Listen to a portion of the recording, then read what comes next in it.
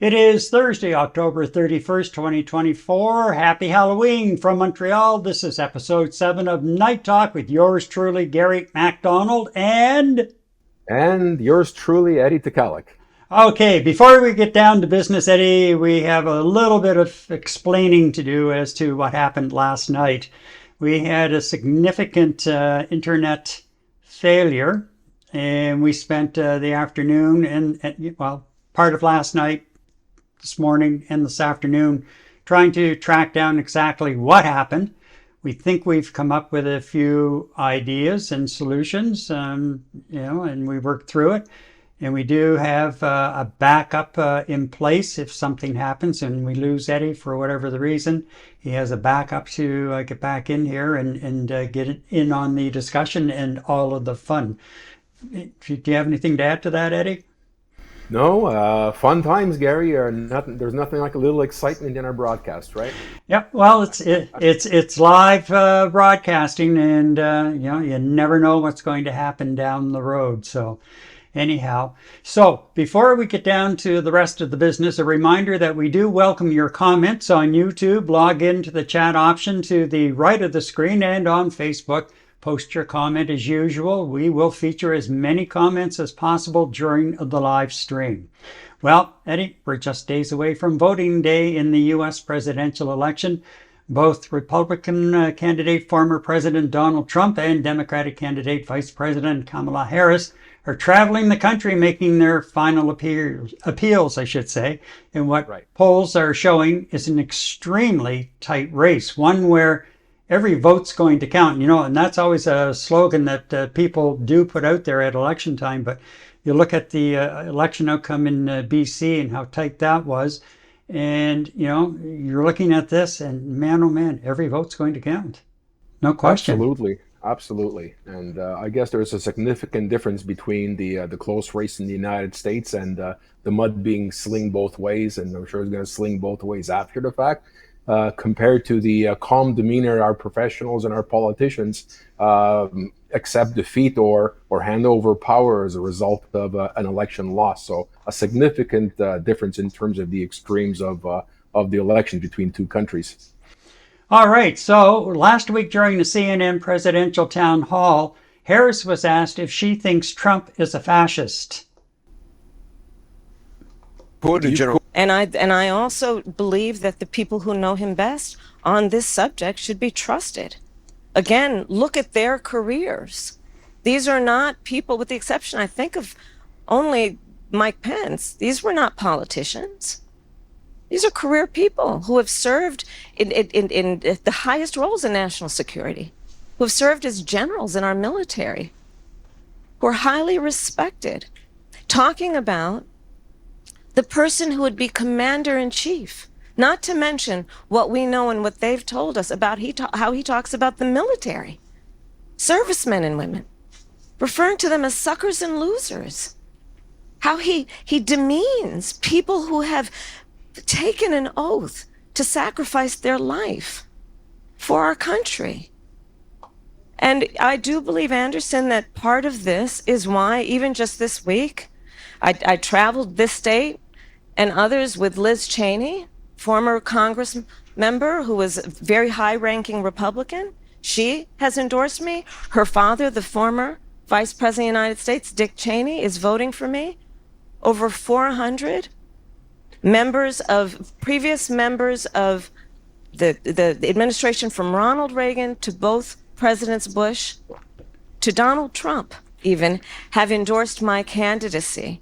And the reason why among them is a legitimate fear based on Donald Trump's words and actions that he will not obey an oath to support and defend the Constitution of the United States. He himself has said he would terminate the Constitution of the United States, and wants to earn your vote to stand again behind the seal of the President of the United States?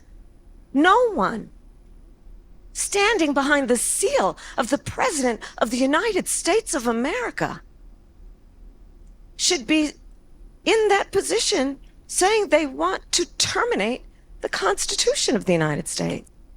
When Trump said that, sorry about that, about a month ago, I was just left shaking my head, in just, I was just in complete bewilderment that he would make a statement like that. And when it's coming across his lips, what's going to happen?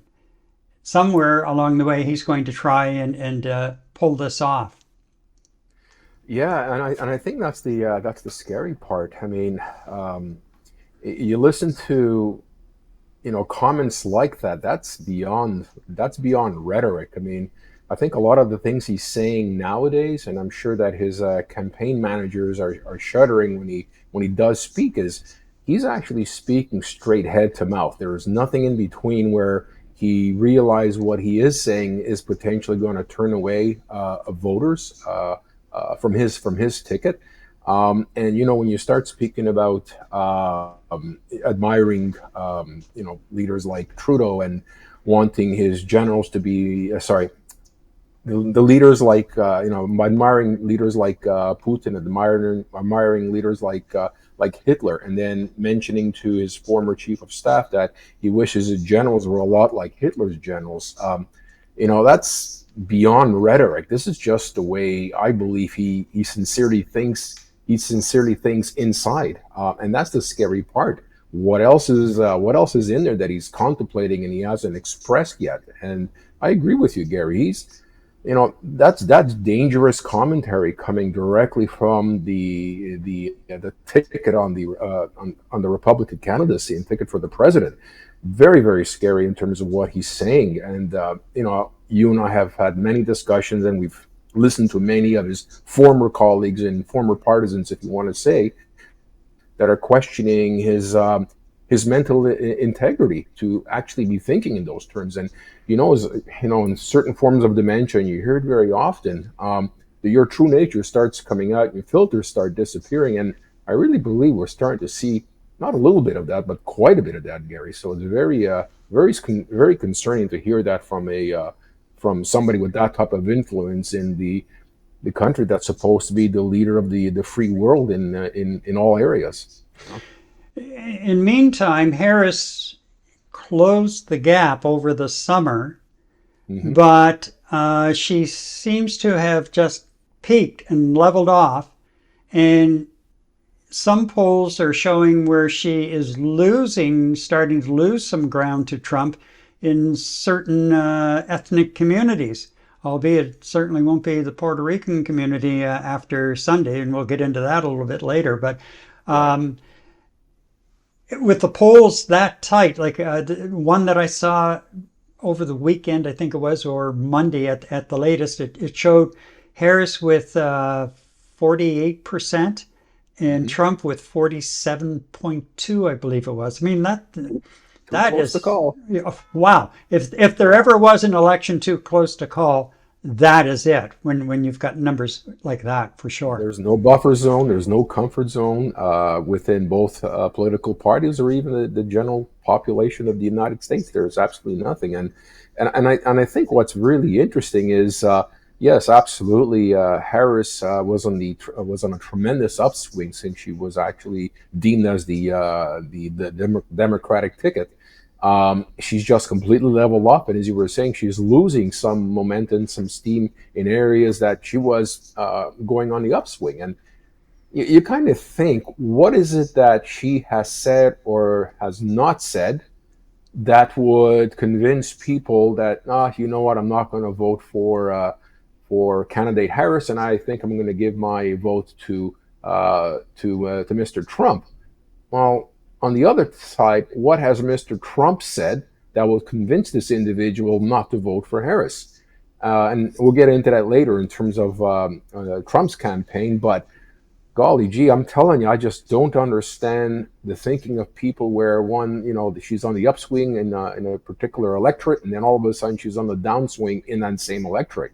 And you mentioned it was more on the ethnic side that she's losing some of the vote.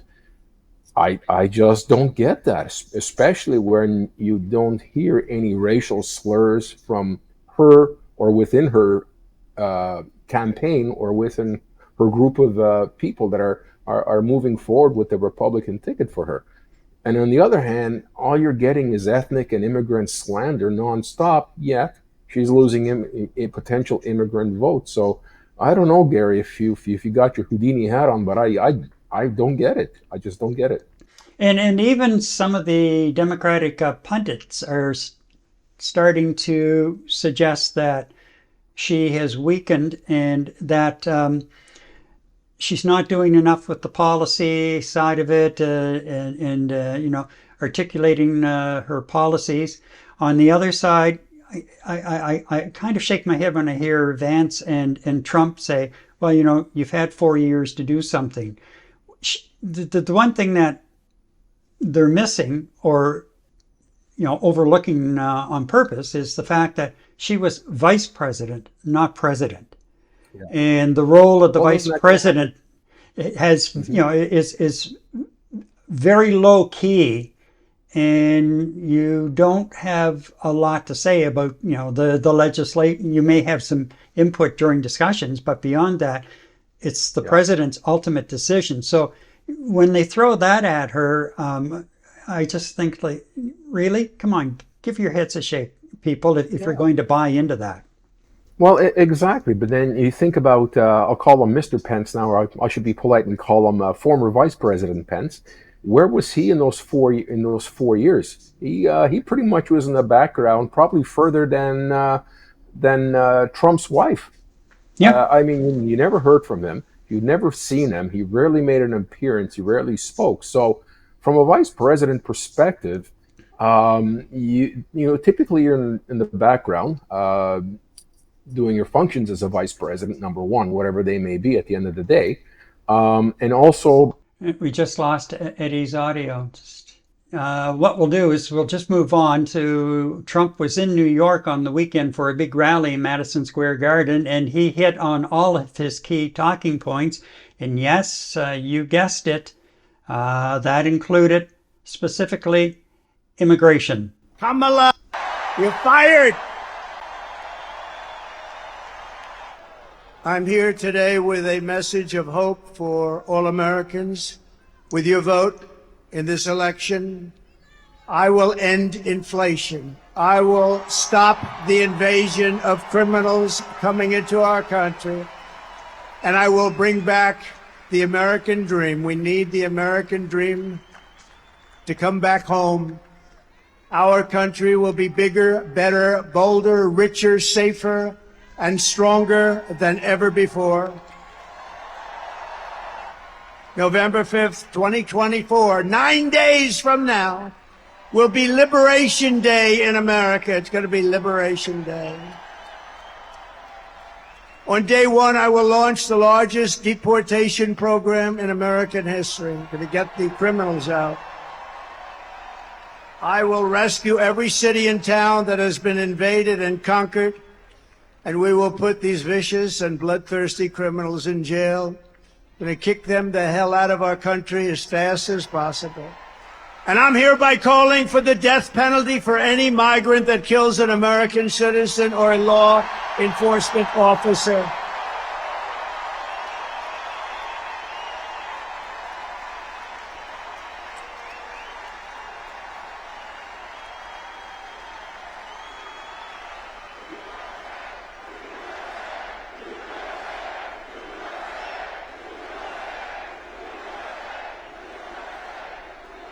Under Kamala, America is a sanctuary for criminals and for illegal aliens that are in our country illegally. I will immediately ban all sanctuary cities in the United States. He's harping on immigration, and it's like it's the one noose around the neck. It's the root of all issues in the United States of America, and going forward will be until Trump dons his cowboy hat, rides in on his horse, and solves the issue, so to speak, six guns a-blazing. And he's going off on other tangents as well about the tariffs and those sorts of things. Right. without even considering the implications that that's going to have or will have for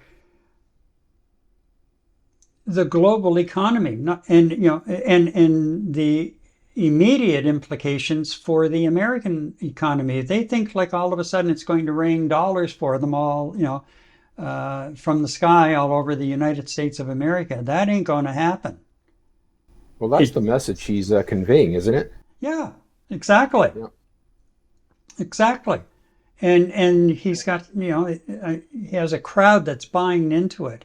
And then, you go back to the whole thing about the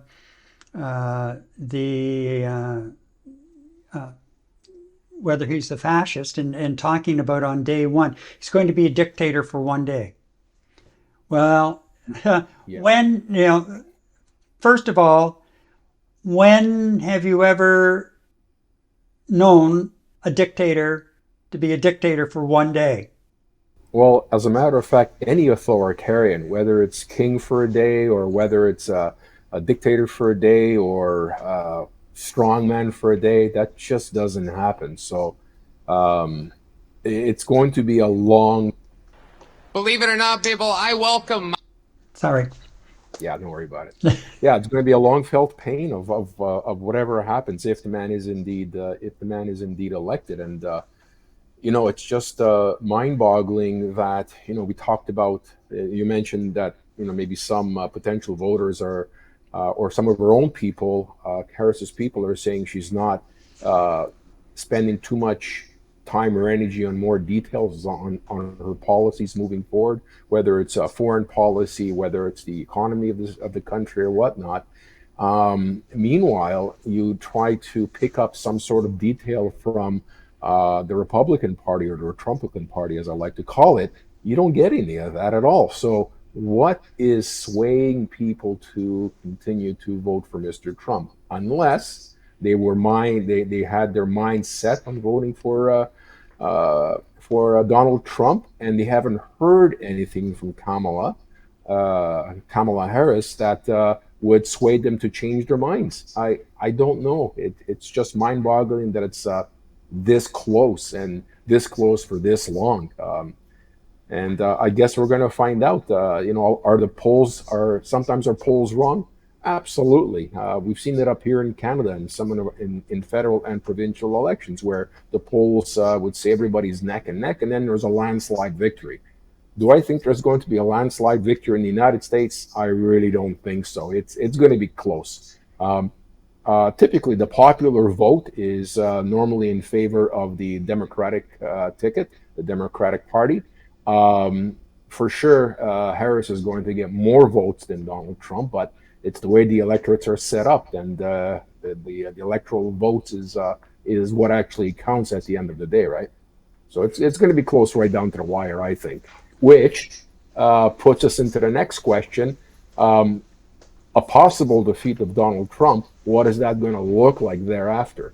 And what can we expect thereafter? And what can we expect in January, and on and on and on? So, like you were saying, hopefully he's going to get on his horse and ride into the sunset, and hopefully he gets lost. I don't think he knows how to use the GPS anyway, but Yeah.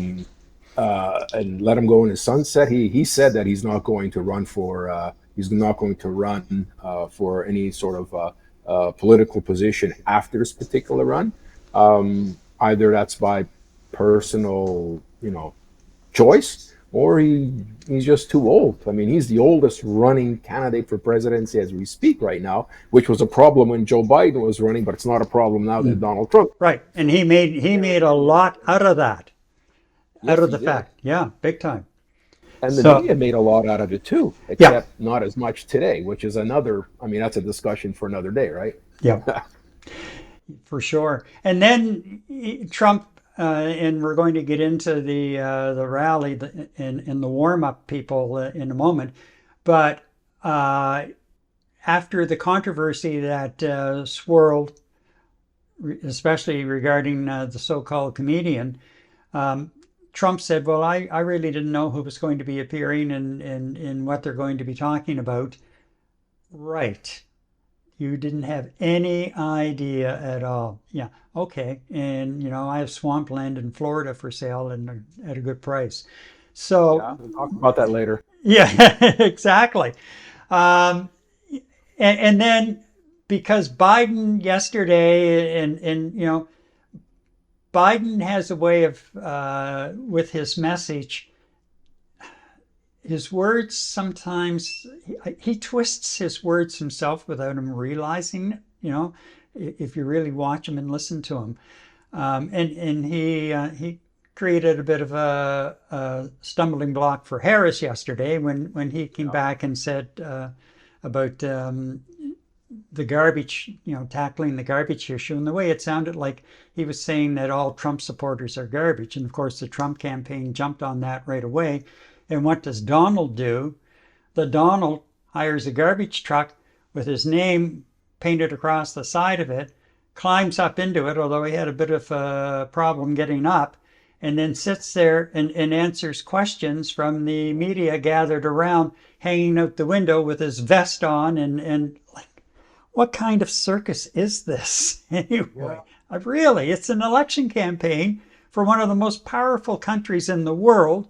And this is the person who's going to be leading that country and carrying around the codes for the nukes. I just. Well, there's two things I can say there. First of all, in terms of President Biden, okay, you've done a great job, sir. You've done an excellent job, sir, in recovering the economy after the post-Trump era, bringing it to the best economy in the last 6 to 7 years, which is fantastic. It's enough making comments on what's going on with anything concerning the Harris campaign or the Trump campaign, because obviously anything he does say is going to be taken out of context and delivered in a way that's going to make him A, look like a fool, B, looks like Harris is a compliant participant and supporter of what he has to say. So it makes it a lot more difficult for her to distance herself from his presidency. That's point number one. Point number two, Donald, what are you doing? This is not a reality TV show. The leaders of the world are looking at you and saying, oh my God. The dictators of the world are saying, yeah, we got a right man. Yeah. Exactly what we want. Yep. I mean, Comrade Vlad is probably up and got his hands up and pointing at the television, sipping on his vodka and saying, oh my God, this is going to be great, better than the first time. And then you have Little Rocket Man and you have the other dictator wannabes on the planet watching this and saying, boy, this is going to be a good deal for us. I really don't know. I know for sure Vlad, Mr. Putin is wringing his fingers over this particular potential presidency, right? So that's all I really have to say about that. And you're right. It's an absolute circus. I'm not going to use a blank show word while we're live here, but it's an absolute circus. You look at one side of the coin, it's an absolute circus at every turn, and I know you're going to speak about that shortly. And then the other side, you're looking at statesmanship, stateswomanship, whatever you want to call it, pure absolute statesmanship, and actually portrays what a leader should act like and what the leader should be doing in terms of representing the country to the rest of the world. So you have two extremes, yet we're still neck and neck. Yeah, go figure. Okay, well, talking about the rally and what took place, it included a lengthy list of speakers to warm up the crowd, ranging from a so-called influencer comedian to Rudy Giuliani, a Trump childhood friend, where do you see him, Hulk Hogan, Dr. Phil, and Tucker Carlson, of course, to name a few. And some of them did leave a cloud of controversy in their wake. Believe it or not, people, I welcome migrants to the United States of America with open arms. And by open arms, I mean like this.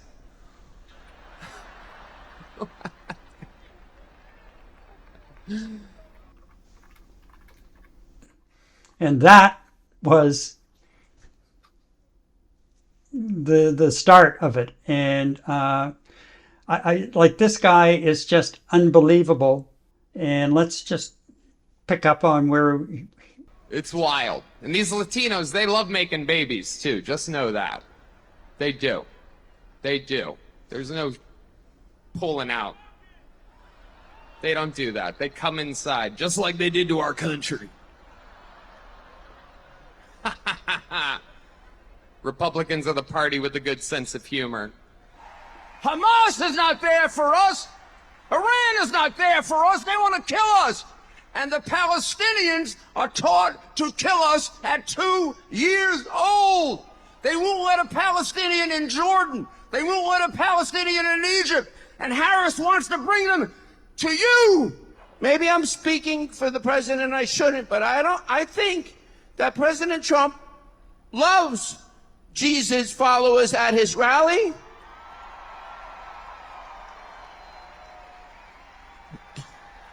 And I think that President Trump, in what he has experienced, knows that Jesus Christ is king. Or whether it was facing the witch hunts by New York's own Tish James, Alvin Bragg, and corrupt judges.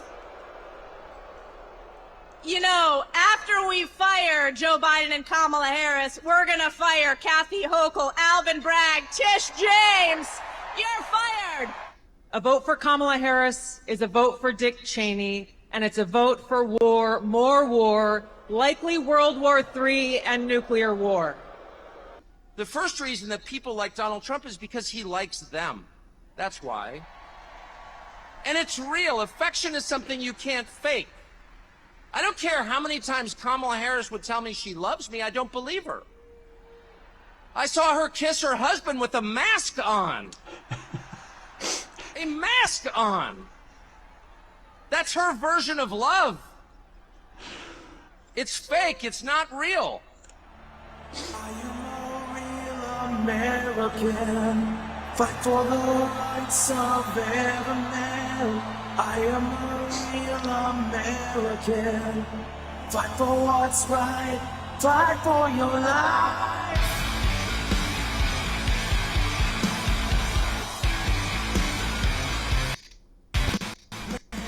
Crashing down and it hurts inside. You gotta take a stand, it don't hurt to hide. You know, these days, everyone's a tough guy. Everyone's a tough guy on the keyboard, on the internet, everyone's a badass. But when you get shot in the face and you come back defiant, ready to fight, that's a badass. That's the guy. That's the guy that can fix the problem we have. That's the guy that's going to keep our enemies in check. That's a guy that's going to fight for each and every one of you. He's done it once. Let's send him back to Washington, D.C. with an overwhelming mandate to fix the nonsense once and for all. Well, Wow. yeah, exactly. As I said yesterday, Gary, my day was great. My stomach was in pretty good shape, and again, like yesterday, you're churning my stomach again with those videos. Unreal. And I know, and Gary, you know what? Just for our listeners and the viewers, just want to let you know that Gary pours over a lot of video, and I know he takes every opportunity to find the good in both sides of conversations. And I know that Gary tried to find good that he'd be able to present to you tonight based on that exercise at Madison Square Garden. And I know he was hard pressed to find anything that was not derogatory, that was not non-objective, and anything that was not laced with tirades of racism and everything that goes along with that. So watching this, Gary, it really makes my stomach turn, because that's pretty much the entire 5 hours they were at it, and then Mr. Trump showed up at the end. It was just nonstop of this garbage that was going on in Madison Square Garden. And he gets up and he's talking about all of the MAGA hats lining the streets outside of MSG. And then by the time he does hit the stage, yeah, on the wide shots, there were a lot of empty seats because people just get tired. Like, Yeah, yeah, it was just way, way, way too much. And I love his childhood friend. That was the guy holding the cross up. right. And at the very end of his speech, are you ready for this? He says, I don't know if I'm supposed to do this or not, but he said, I just want to let you know I'm running for mayor of New York City. What? Right. Well, he. Oh, I'm surprised that cross didn't catch fire in his hands. No kidding. No kidding. Oh my Jeez. goodness. Oh my goodness. So it Well, was just, it was, I have a couple of words to describe it, but I will refrain myself. But I couldn't help laughing sitting here. Like I laughed while I was doing the editing, and then sitting here watching this again, I couldn't help but laugh. And now I'm laughing at myself because, we're rolling along in the show, and if only you had an operator who could learn how to push the buttons properly. And now I find that somehow I've managed to tangle my microphone cord under the chair, so whenever I move, I start pulling my like it's just you're like a leash dog in a house. exactly, folks. This is live, and this is what happens sometimes. And we used to it used to happen to us in radio as well. And Jack Carr, thank you for the comment. Jack is one of the three Carr brothers, and all three of them have served as MLAs, and Jeff served as cabinet minister. Oh, Jody served as cabinet minister as well during their terms in New Brunswick. This past election was the first time, I forget how many years, that there was not one of the Carrs, or at least two of the Carrs, involved in the election campaign. And they now have they started a show, I think it was during COVID, in very simple beginnings and when they started. And now they're on a local community TV station in southwestern New Brunswick. And that station's being carried on Rogers, Shaw, and Bell now. So they're getting things across the country. Jack and I also spent some time doing some election night coverage for Rogers TV back in 2018. So I really appreciate the comment, Jack. Thanks very much. And just a reminder too, folks, that you can join in the discussion. Log into the YouTube chat on the upper right-hand corner of the screen with your comment, or you can post it to the comment section in Facebook, and we can bring it up. It'll pop into its screen, and we can pop it up on the screen. We want you to be part of the conversation. We don't want to hog the conversation. This is another outlet for you to let your thoughts be known. So by all means, please feel free to join in on the conversation. All right, so with that, the silly season on steroids continues on Parliament Hill. Prime Minister Justin Trudeau continues to face pressure from some members of his caucus to step down as Liberal leader in a bid to reverse the party's tanking, and I do mean tanking, popularity. Some MPs have suggested a secret ballot by caucus members, an idea rejected by Trudeau loyalists and basically Trudeau himself. So where does that leave the Liberals now, Eddie? Well, I think there was a total of 20 some odd backbenchers that essentially expressed their desire for Mr. Trudeau to step down. And I think what he mentioned to them was that he listened to them intently. He took their comments at heart, and he's going to think about it seriously, right? And what was it? Not 24 hours later, he came out and said, "No, I don't think so. I'm gonna stay on board." So you know what? Quite honestly, I think Mr. Trudeau, unless he has an epiphany of sorts, is going to stay on board as the leader of the Liberal Party of Canada, going into an election which is slated next October, next November. October. I don't think it's October. He's not going to give up his chair that easily, and it's quite obvious. Now, obviously, the Liberal Party are going to have to take a look at this and understand what the implications are if he does stay on board, and develop a new strategy to promote how they're going to do things differently. this third term around, if I'm not mistaken. One majority and two minority governments.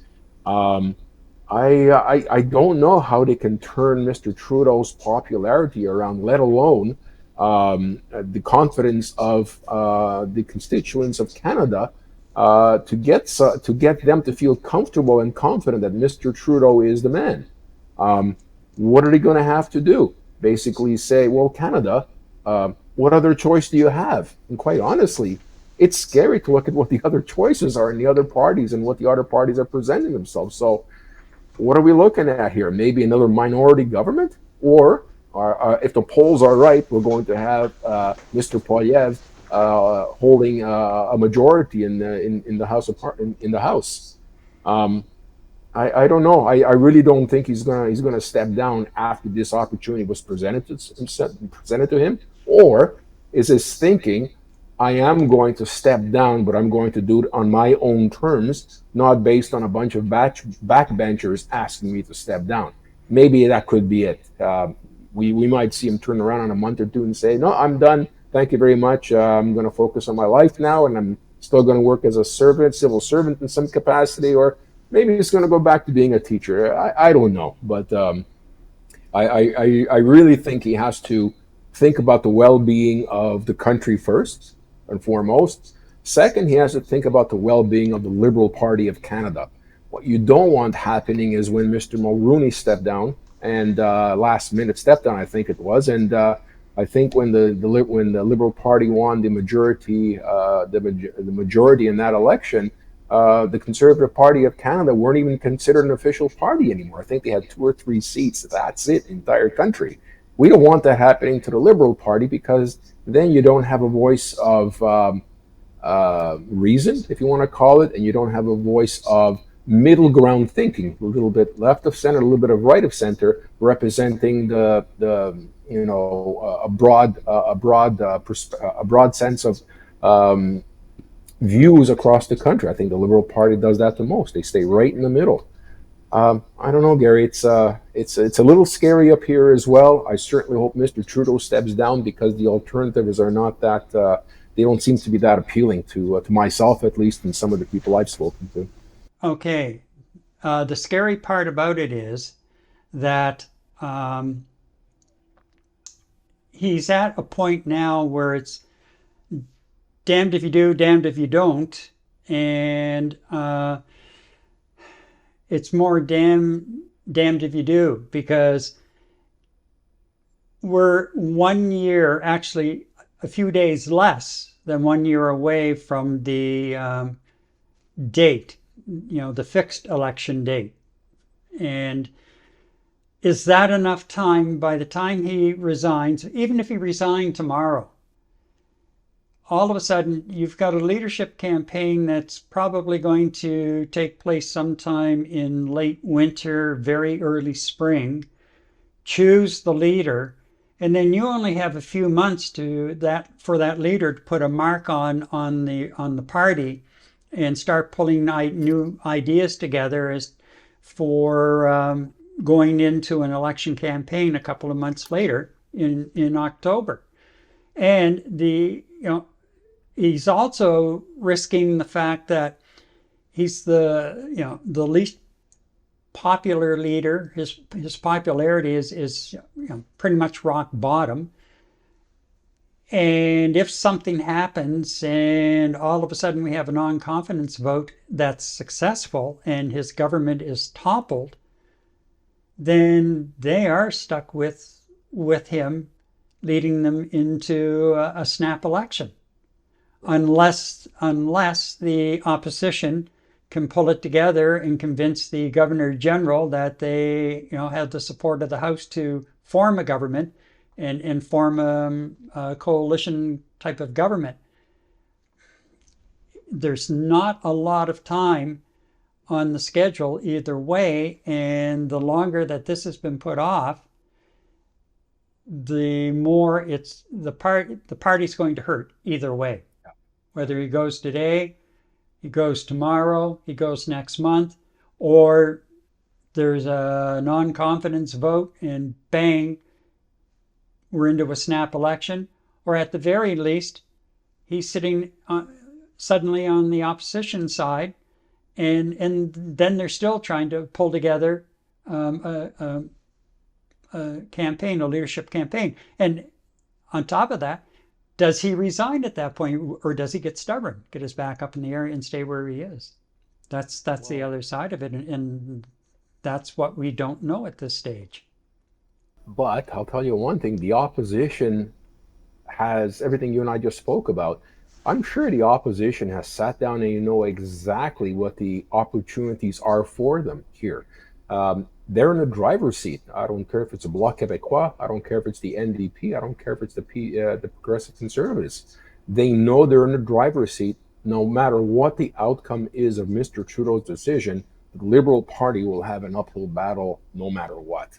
You talked about a non-confidence vote, and papers get thrown in the air, and we're off to an election. Well, right off the bat, there, I mean, the polls are not close. The polls are not marginal. They're landslide polls right now for the PC. So Poilievre knows that, okay, which is probably why he wants to drive towards an election or a vote of non-confidence as soon as possible. So the opposition, you know what? Here we have the Liberal Party of Canada in a boat that's got many holes in it, with one captain who doesn't really know how to plug the holes. And then you have the opposition, which are the sharks going around just waiting for the boat to sink. It's going to sink one way or the other. It's going to be a question of which is a stronger shark out of the three, right? Mm-hmm. Yeah, for sure. It's as simple as that. For sure. There, we got it up, Jack. Thanks again, Jack, for the comment. Really appreciate it. And folks, that's how easy it is. Just type in your comment, it comes up, and we really do want to get it up and have you join in on the conversation with us.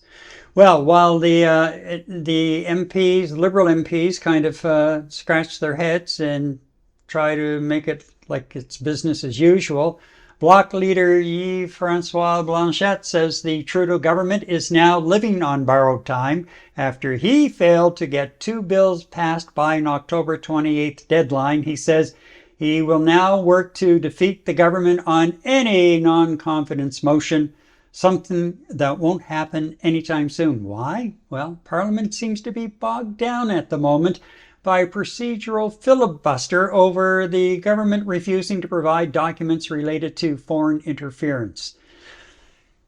Really, there's not a whole lot of business other than question period and some committee meetings being done in the House. And I understand the filibustering and the politicking, but there's a time and a place. And you know what, Pierre, back off. You have a wide lead in popularity in the polls at the moment. The Liberals are coming out with some kind of an ad campaign to try and counter you, finally, which is something that some of these dissident MPs, Liberal MPs, have been hollering about forever. And they just, the Liberals just hired a new campaign manager. But, there's too much, and I find Pierre Poilievre really too much wrapped up in this sort of thing. It's almost like he's lost his sights on the prize, and that is PM, Prime Minister, and he's lost sight of what he has been elected to do, and that is the business of the government of Canada, the business of the government of the people of Canada. Stop with the games. We got the point that you were making about the documents and the fact that the Liberals have not been forthcoming in providing all of the documentation as requested. But, don't die on this hill. Get back to business. And let's get Parliament moving again. And for God's sakes, to all of the MPs and the House leaders and the leaders themselves, tighten up question periods. Stop with playing to the cameras and trying to get the best clip for the supper time news. That grows really old, and there's a whole 2 generations coming behind who that really means nothing to them. As a matter of fact, to the greatest majority of them, you look like fools. They're laughing at you. Is that how you want to be thought of as a representative of all the people? Sure, maybe some of us in the boomer generation, we still get a kick out of it, but not like we used to. Like I've really grown tired of QP in the comedy show. Yeah. So, to the MPs, to the government House leaders, to the leaders themselves, just stop the foolishness and get back to business and do what we're paying you to do and what we've elected you to do. Period. Full stop. Here. Okay, I'll settle down now. I will behave. You're not going to get up and tear your shirt off yourself, are you now? No, I'm not Hulk Hogan. Okay. Yeah, you'll probably be successful. He wasn't too good at it. So, how long silly season could go on until the House prorogues and around Christmas for the Christmas break. Thank you, Andre. Really appreciate that comment. So, yeah, I can't watch it. I find it harder to watch QP every day. Like it just goes beyond. However, and I'm playing with something right now. I told you, like I'm dangerous with the buttons tonight for some reason. Bear with me. No, not really. If you could see what's happening behind the scenes. Okay. Let's move on. And I was trying to fix that graphic for you, and I was not successful, but we'll do it this way. There we go. How's that? Yeah. All right. Some Montreal schools have been rocked by what is being termed religious toxicity, sparking more discussion around the Quebec government's controversial Bill 21. And I must admit, I'm a relative newcomer to the province of Quebec. It'll be 4 years in May. Wow.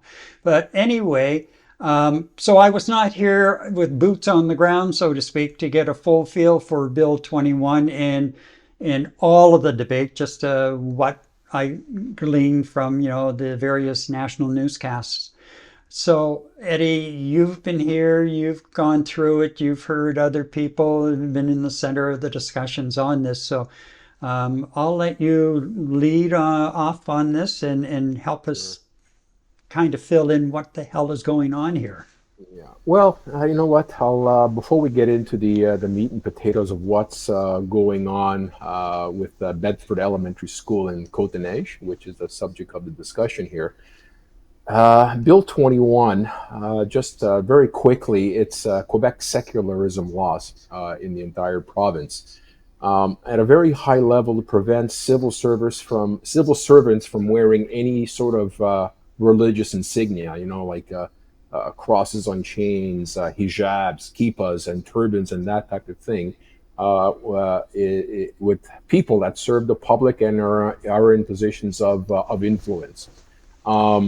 And I think what's driven this particular incident at Bedford School, I personally believe it's a clear case that present Bill 21 laws, along with the education ministry, has yet failed again in terms of doing what our education ministry is supposed to do for the children, is to educate them in an efficient, professional, and a non-religious influenced manner.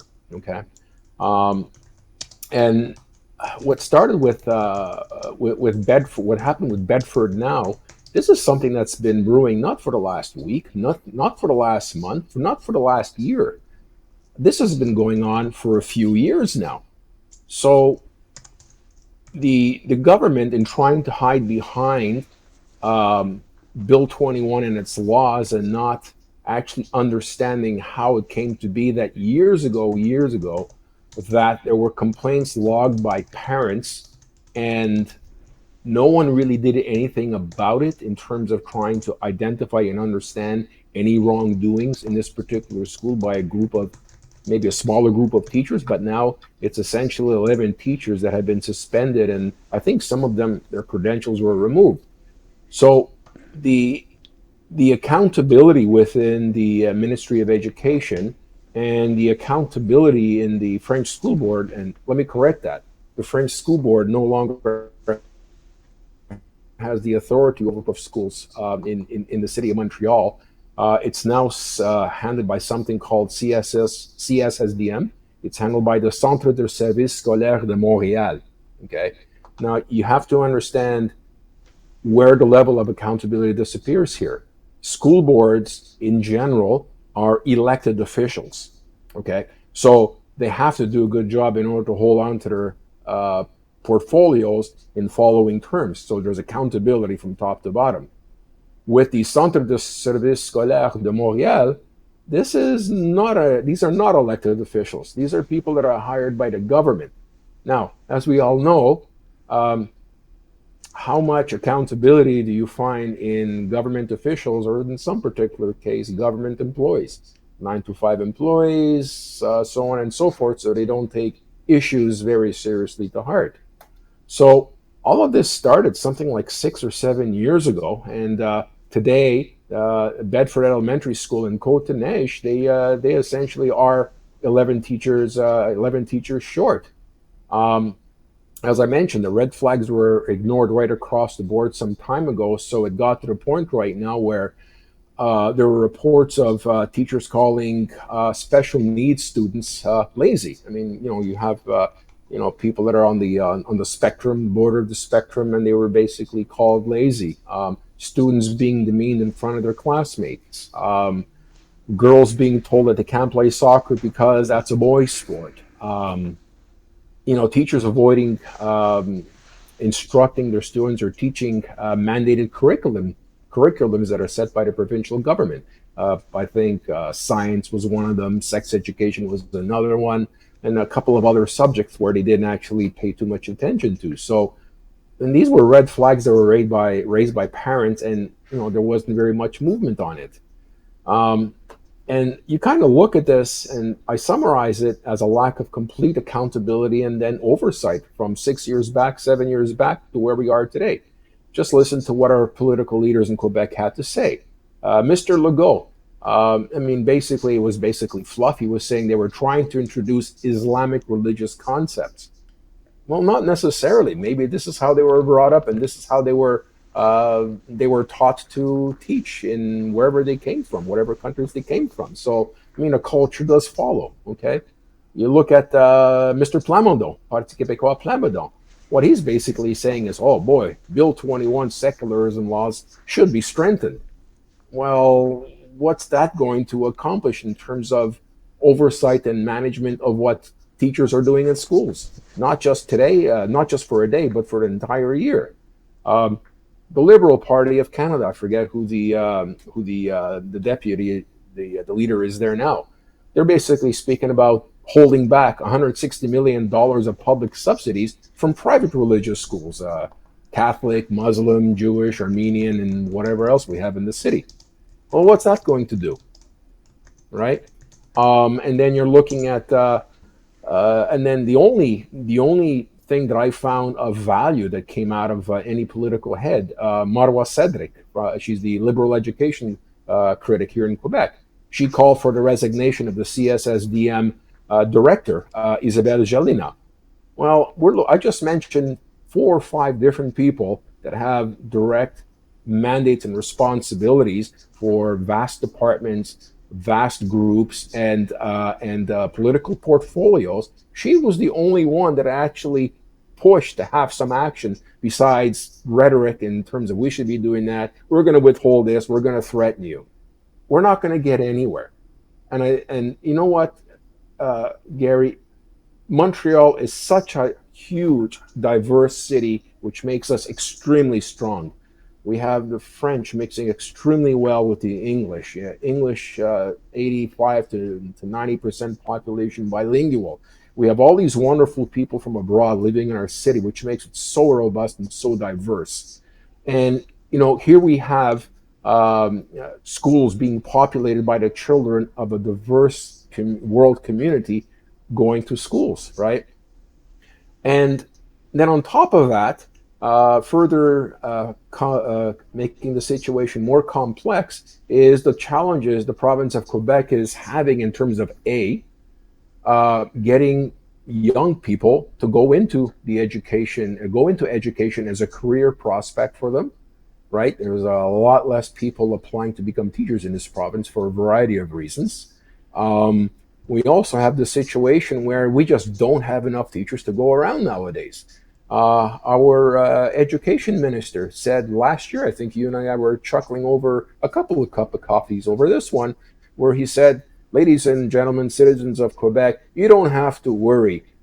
We know we don't have enough teachers. We're working very hard on recruiting them, but you know what? We will at least have an adult in the class. Excuse me? We're at least going to have an adult in the class. So, you know what? How do we know that none of these 11 weren't just an adult in the class? Number one. Number two, if they were professionals, yes, they might have been professionals in their field at some point with an engineering degree or who knows what, right? They may not have necessarily been certified teachers, but the minister a year ago said, well, we're going to have people with accreditation as best we can. So what do we have in our public schools teaching our children? How is that managed? How can an arm of the Administrative Education, the CSSDM, not take full accountability of what goes on in the schools every minute of the day? School boards, that was their job, all right?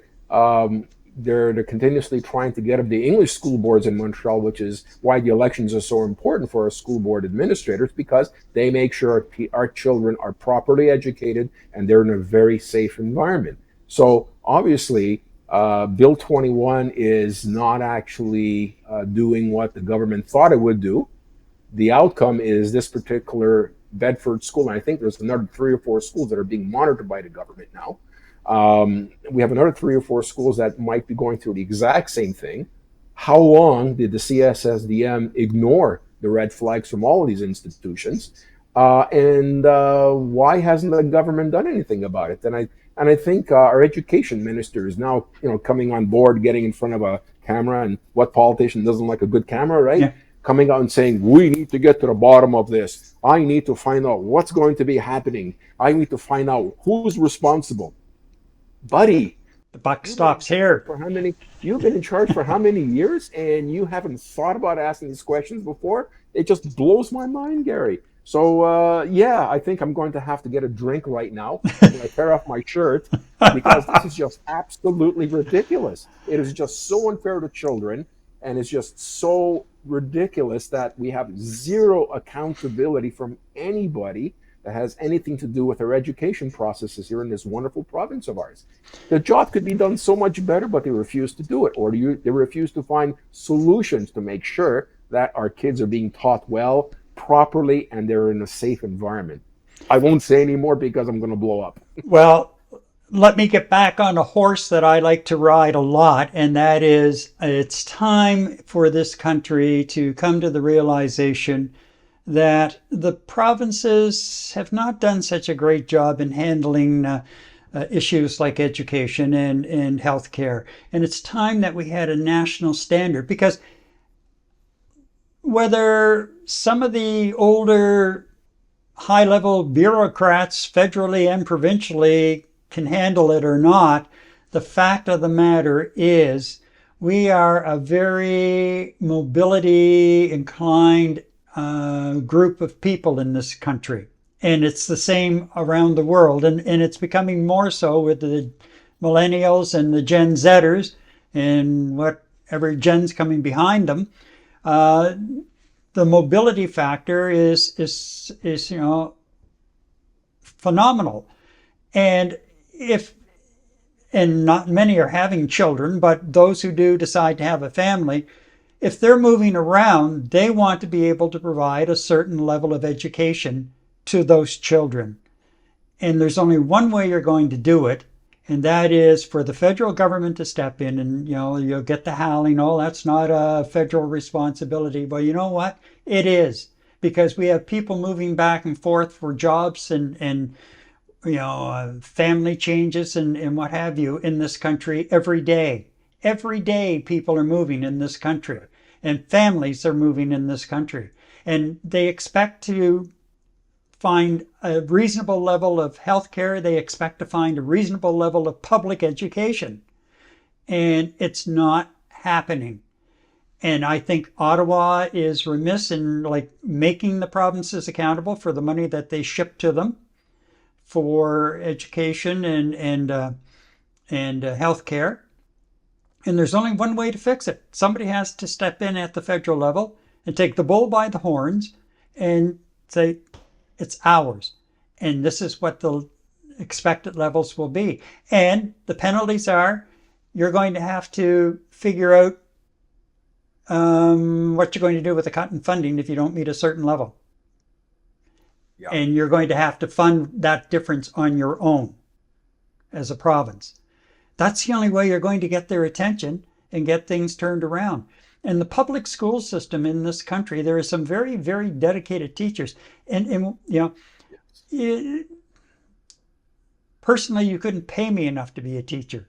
As I've gone into classrooms and, given brief talks about radio and things like that.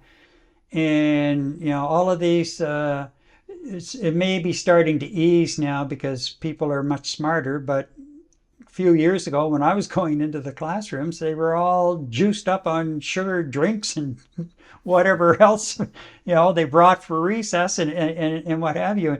It was just, wow, there's no way. Yeah. So, yeah. But when I hear about teachers spending their own money on things for the classroom, that's wrong. That is so very, very wrong. And the education ministers involved, the government members involved, the MLA opposition members, MP opposition members, the MNA opposition members should be ashamed of themselves for not holding the government accountable. Now, these health boards and school boards and everything that you have look great on the surface because they're elected, most of them, except in New Brunswick. Former Premier Higgs pulled the rug out from under them and appointed people in the last 2 years or so. But the thing of it is, why do you need another level of bureaucracy with a CEO of this healthcare system and a CEO of that healthcare system and then everything else that goes behind it? You have a Department of Health filled with professional civil servants, public servants, who have certain levels of expertise in those departments. Let the damn departments run them and make the minister totally accountable for what's happening in that department.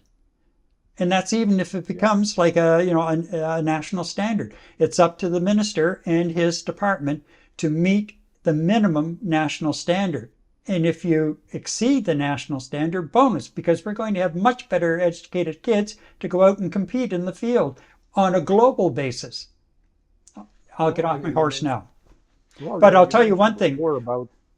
Something just came to mind. Just hold your thought for a second. I'll get this in and then I'll shut up. However, given what I've seen of the CAQ, Premier Legault and his cabinet, there's no way I would trust putting the full responsibility of running the education department and making all of the decisions right down to the ground level at the school level with that department at this particular point in time. Okay, I'll stop. I'm sorry I interrupted, but that was one thing. No, not at all. I think that's a great point. You know what? I mean, absolutely. In terms of teachers, I know a lot of teachers that are in the teaching profession. I've known a few individuals that thought about going to the teaching profession, but essentially are saying, you know what? Do I really need this? Because like my late dad. I mean, he was basically saying, "Well, teachers have it easy. They go to school in the morning, and they kids are home by 3 o'clock. So you know what? Their day's over." He just doesn't realize the day is never over for a teacher in terms of grading papers, in terms of phone calls with parents, and so on and so forth. Let alone having a bunch of grade school kids in your class, not 20 but 30, and on top of that, you actually have to have some patience and extra skill sets to deal with the kids that are on the spectrum and have special needs. So it's a tough job. I get exactly what you're saying, Gary. Um, and by the same token, these 11 individuals, rightly or wrongly, have been suspended.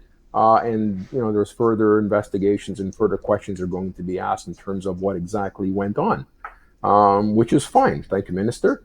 Um, but unfortunately, I really hope that the public of Quebec don't begin to stereotype that these are the types of teachers that we have rampant through our entire school system. You said it. Teachers should be, we should be bowing down to teachers in terms of what they're doing and what they're going to accomplish with generations to come.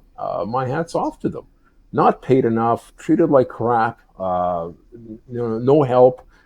Teachers spending their own money to make sure their students actually thrive. Hats off to them. Bless their hearts.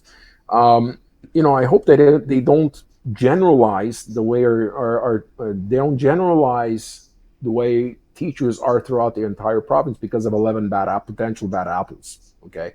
And the other component too is, what? We have a very diverse society here. There's a lot of teachers from overseas that are doing a phenomenal job here, regardless of what country, what color their skin is, what religion they are. They're doing a phenomenal job. So I really hope that there isn't an increase of secular violence or secular bad mouthing on the social networks. That's the downside of all this. So this incident here will do two things. It'll, number one, potentially leave a bad taste in Quebec citizens' mouths in terms of, oh, what have we got teaching in our school system? And two, it can just increase the secular violence and the secular bigotry in this province, which is a very sad thing. The other point I wanted to make, just before you said you're not going to speak anymore, and I think you made a very valid point, the funding that's being transferred from the federal government to the provinces, right? That's earmarked for education. Well, at the end of the day, do we know where that money is actually going into education? And if so, how much of it? Should be all of it, right? That's a lot of money that's going in there, and I certainly hope it's not going into fixing our Olympic roof that for a stadium that's never going to be used. Yeah. So, exactly. I mean, you just don't know where this money's ending up. A federal accountability in terms of a program that holds provinces accountable for success. It holds them accountable for key metrics that if they do and reach a certain threshold, you're going to get this much more. Like you were saying, the province gets better funding for education, so on and so forth. But I think we're a long way from there. I mean, we can't even properly manage our schools in the city, let alone the province, let alone the country. But I love your thinking on this, both on the education, on both education for the country and on health in the country, right? It's enough with all these masters and then submasters and then taskmasters getting down to the frontline people. There's just too many people above driving the horses, and the horses are killing themselves with trying to do a great job and just getting no support from above. So that's it on that. I just really hope this does not get ugly for the great people that are in teachers in this province. And there's one other thing I'll add to it, and I know that, I'm probably going to ruffle some feathers, but oh well. Keep religion out of schools. Yeah. Let's stick to the reading, writing, arithmetic, computer, technology. But, that's not the place. Not the place nor the time. Keep it out of the schools, period. End of story. Yeah. Simple as that. Yeah. I mean, I think the great thing that they did here is they got rid of religious school boards. That was the smartest thing they could Yep. have done, because we just have so many people from around the world coming into this province or into other provinces in the country.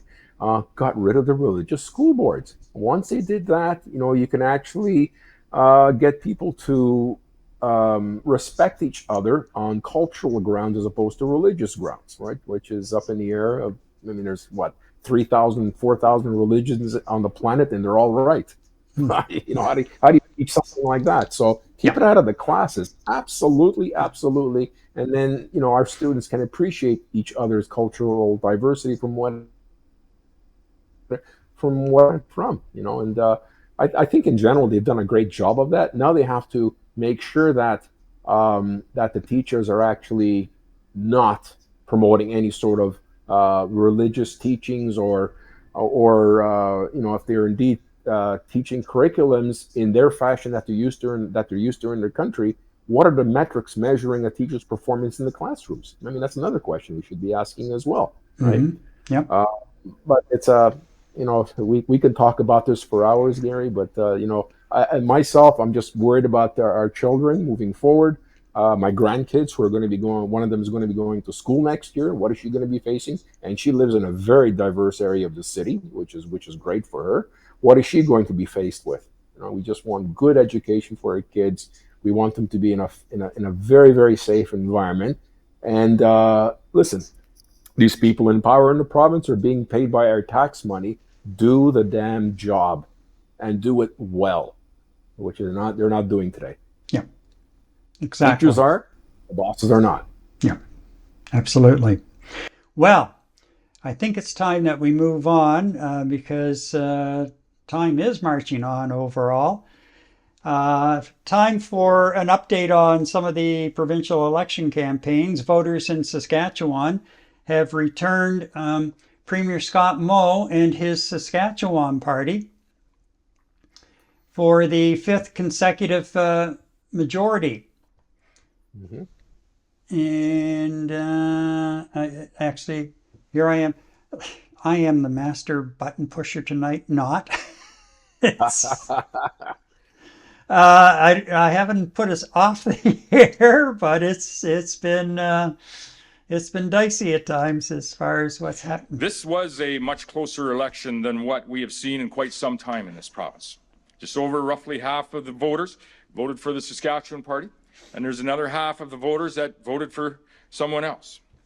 And I would say this, that I've heard the message that was delivered here this evening. And the Saskatchewan party will be a government that works for all of the people of Saskatchewan. And now some may allude to tonight's results as means that we are divided in this province, and I would disagree with that. Because I know, regardless of who you voted for in this election, you did so because you wanted what was best for the province that we know, love, and live in.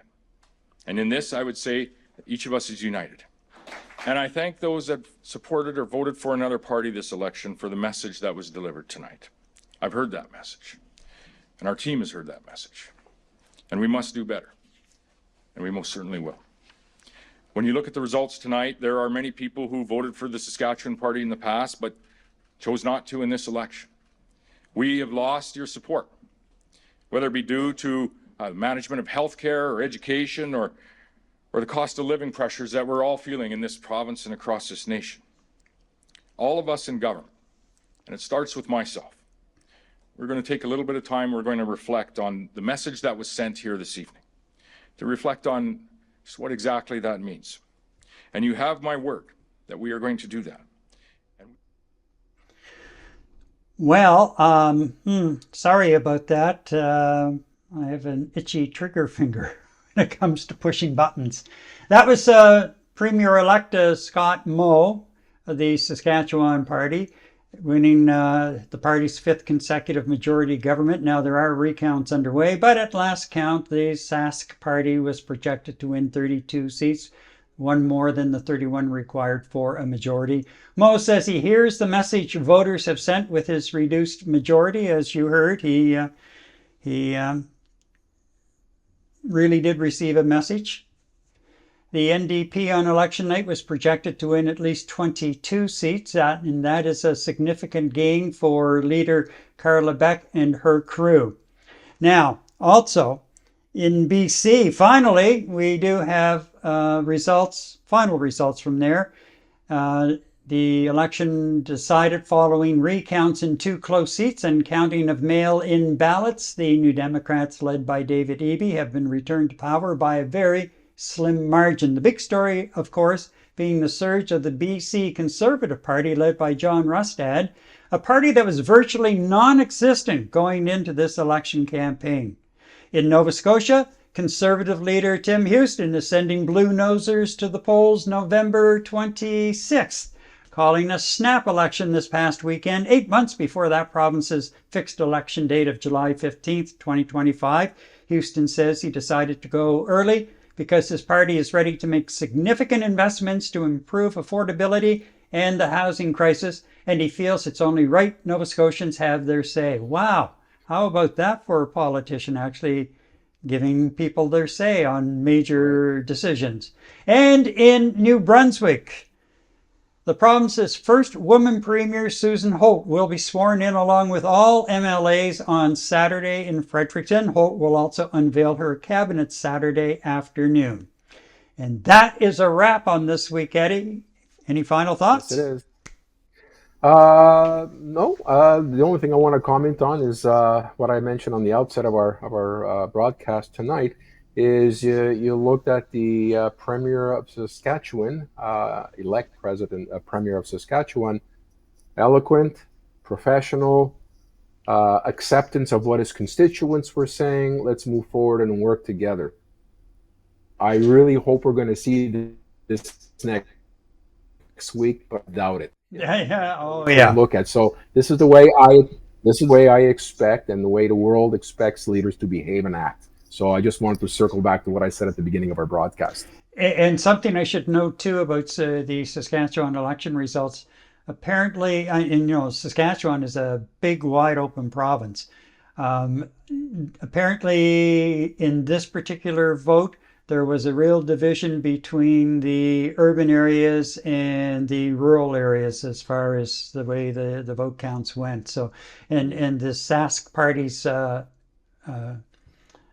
base is in the rural areas. So that was kind of an interesting thing to see how that has polarized. And that seems to be somewhat of a trend in a lot of the elections now, as far as the polarization of support and which party is doing what kind of thing. So anyway, all right, well, thanks to those watching our live stream tonight. The show will also be available on the Night Talk YouTube channel by early tomorrow morning, and it is available through YouTube podcasts as well. You can also now touch base with us at contact@nighttalk.ca. And that'll be up on the closing credits as well, if you want to make note of it.